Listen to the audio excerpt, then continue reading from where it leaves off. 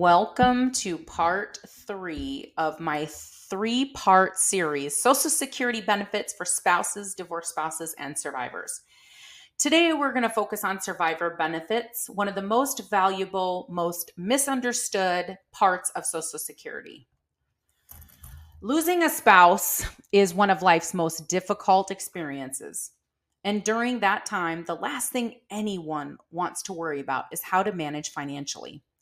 This is where Social Security survivor benefits can make a real difference. Today, we're going to cover who qualifies for survivor benefits, how much you may receive, and how your spouse's filing decisions affect that amount. What rib/lim really means, how remarriage and age can change your eligibility, and important benefits available for children and dependents. Survivor benefits are one of the most powerful and often overlooked parts of the Social Security system. By understanding how they work, you can make sure your loved one's hard-earned benefits continue to support you when you need it most. Let's get started.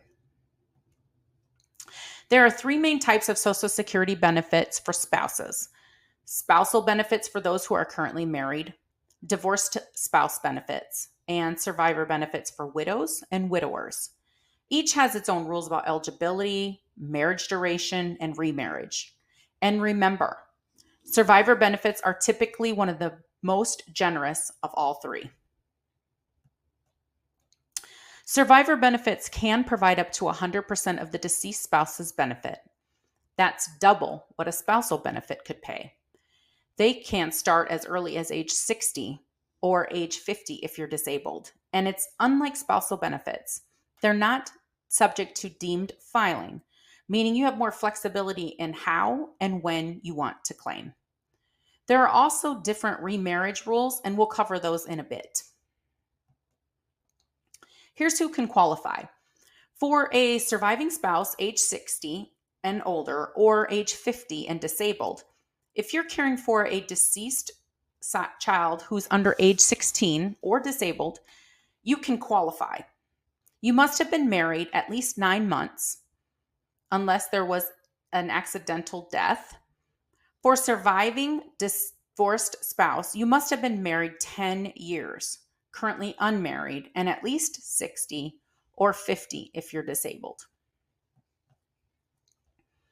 The maximum survivor benefit is 100% of what your spouse was receiving or entitled to at the time of their death. And here's the big advantage. If your spouse waited beyond full retirement age to claim, you get those delayed credits as well. But in order to calculate benefits, there is one major question that we need to ask, and Social Security will ask as well, is did your spouse file for Social Security before they passed away? Because before we can calculate any survivor benefit, that critical question must be answered. And that single question determines how your survivor benefit will be calculated. So if your spouse had not yet filed, your benefit is based on what they were entitled to receive, their full retirement benefit, or even more if they delayed filing past their full retirement age. In that case, you can receive up to 100% of their benefit amount, and you'll also inherit any delayed retirement credits they earned by waiting. But if your spouse had already started collecting early, things work a little differently. Their choice to file early permanently reduced their own benefit, and that reduction can carry over to the survivor. That's when the rule called rib/lim, or retirement insurance benefit limitation, comes into play. Rib/lim prevents a surviving spouse from receiving more than a certain percentage of what the worker was getting at the time of death. We're going to break into that next. If your spouse claimed benefits early, meaning before their full retirement age, your survivor benefit may be limited by rib/lim. That means your check cannot be higher than what your spouse was receiving, but Social Security sets a floor, and that cannot drop below 82.5% of their full benefit. So, for example, if your spouse's full benefit was $3,000 at full retirement age, but they started collecting early at age 62, their benefit would be $2,100. Your survivor benefit is the larger of either the deceased benefit amount or the widow's limit, which is rib lim. And in this case, 82.5% of the spouse's benefit is higher, so they would receive $2,475 of benefit each month. Now we also have to take a listen and look at actuary adjustments. These reductions are based on the age you claim survivor benefits. So this goes off of what you do.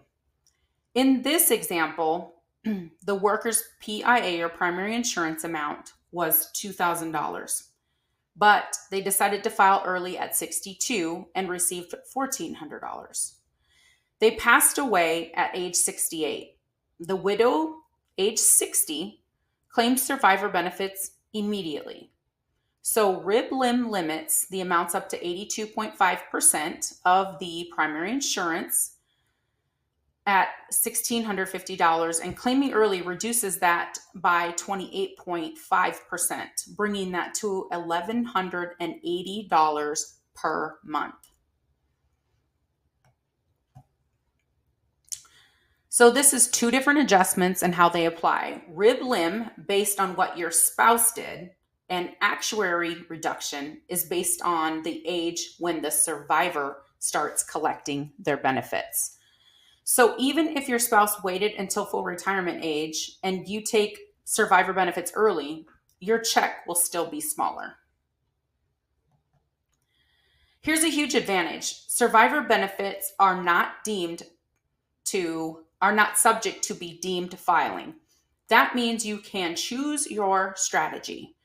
You can take survivor benefits early and then switch to your own later at a higher benefit, or you can start your own benefit early and switch to survivor benefits later.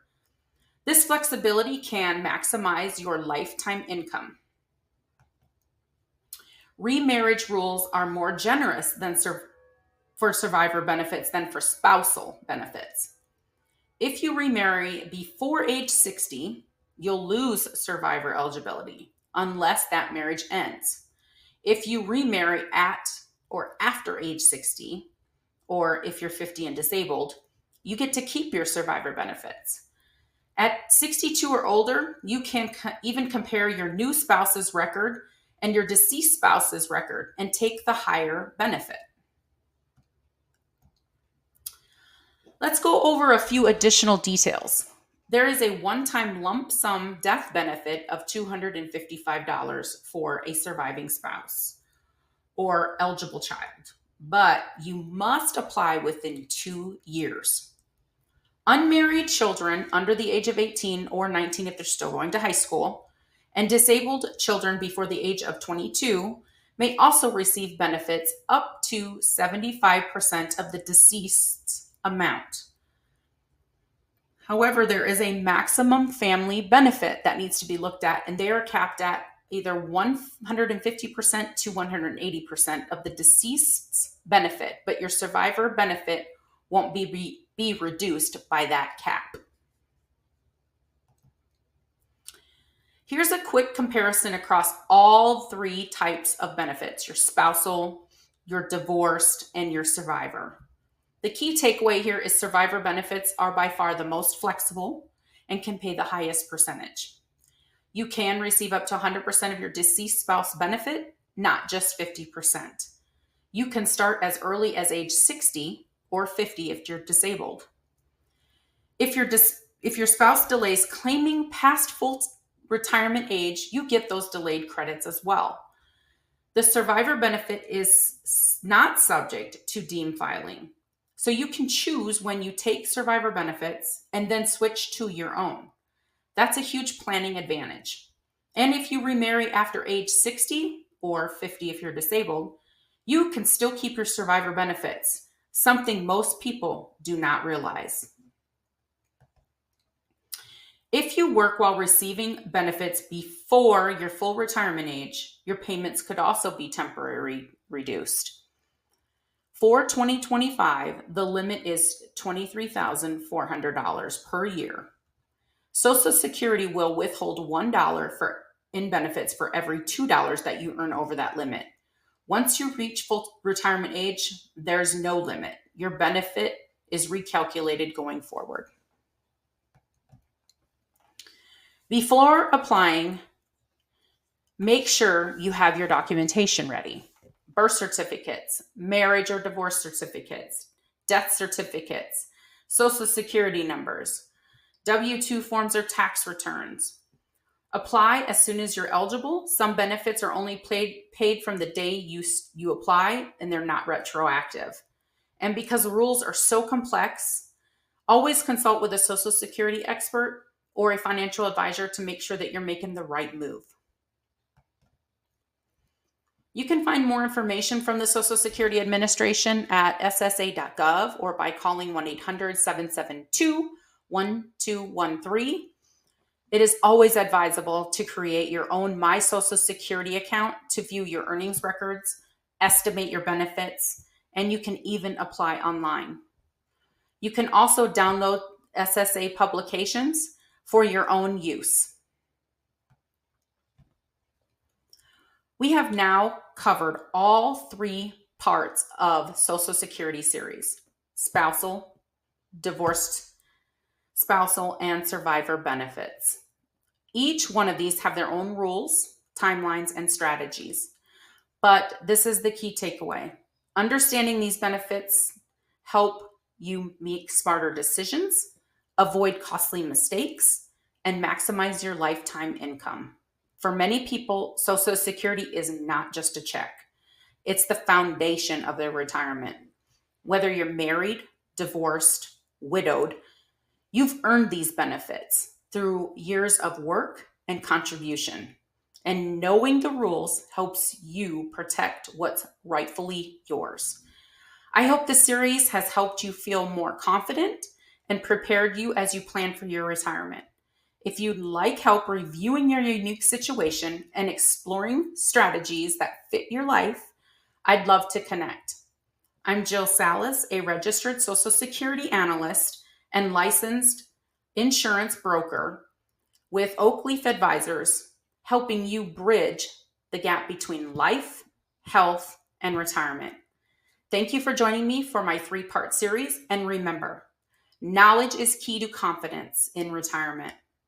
Don't forget to subscribe, share, and stay tuned for more videos on Medicare, Social Security, and retirement planning, all designed to help you navigate your next chapter with clarity and peace of mind.